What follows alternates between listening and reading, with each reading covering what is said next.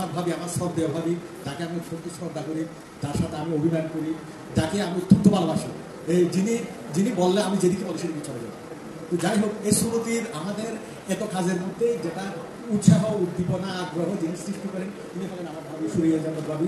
যিনি সুমতি এত কাজের মধ্যে যিনি আমাদের ভাবি, যিনি আমাদের গ্রামের ছেলে মেয়ে সবার চাইতে অগ্রণী ভূমিকা পালন করেন চুমতির উন্নয়নের জন্য, চুমতির সমাজের কল্যাণের জন্য, এই এলাকার জন্য এবং এলাকার মানুষের জন্য। চুমতি নয়, পুরো লোহাগড়া উপজেলার মানুষের জন্য চক্ষু শিবির থেকে শুরু করে আরও বিভিন্ন রাস্তাঘাট, মানুষের গৃহ নির্মাণ, গরিবদের গৃহ নির্মাণ কাজে ইনি বিভিন্ন ধরনের গৃহ নির্মাণ করে দেন এবং মাদ্রাসা, বিভিন্ন শিক্ষা প্রতিষ্ঠান। এবং আপনারা জানেন কিনা জানি না, ইনি স্বয়ং নিজ এবং আমার ভাইকে সবাই নিয়ে ইনি একটা মহিলা মানে মেয়েদের জন্য একটি এতিমখানা প্রতিষ্ঠা করেছেন, যেটা ওনার মায়ের নামে এবং আমার মামির নামে ভাবি প্রতিষ্ঠা করছেন।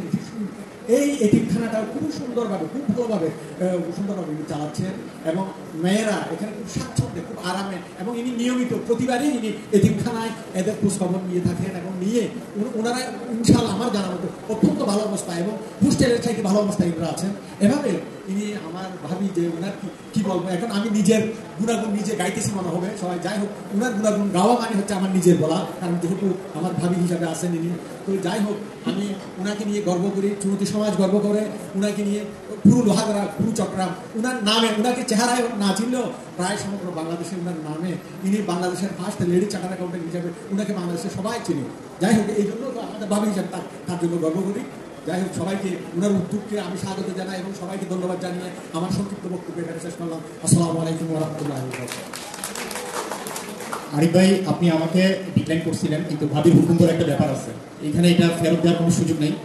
আমি মাইকটা আপনার কাছে পৌঁছে দিয়েছি।